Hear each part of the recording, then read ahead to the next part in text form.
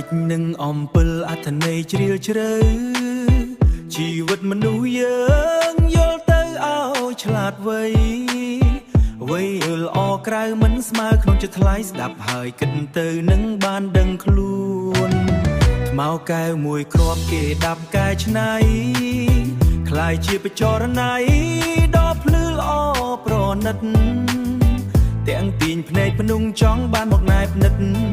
ដំឡៃខ្ពស់ហួរកម្រិតវាគឺជាគ្រឿងអង្លង្ការអ្វីដែលភ្លឺភ្លែងមិនមែនល្អជានិច្ច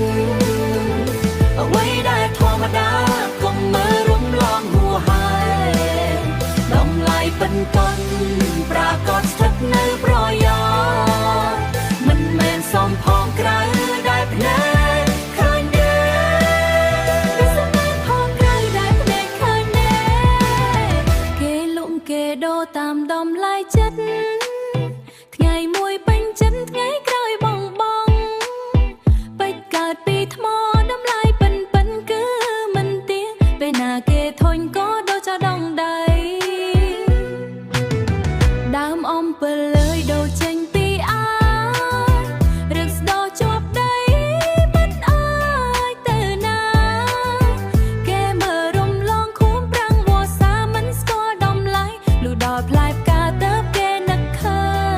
ញអ្វីដែលភ្លឺភ្លែងមិនមែនល្អជានិច្ចអ្វីដែលធម្មតាកុំមើលរំលងហួរហើយតម្លៃពិនកុនប្រាកដស្ថិតនៅប្រយោជន៍មិនមែនសំផងក្រៅដែលភ្នែកឃើញទេ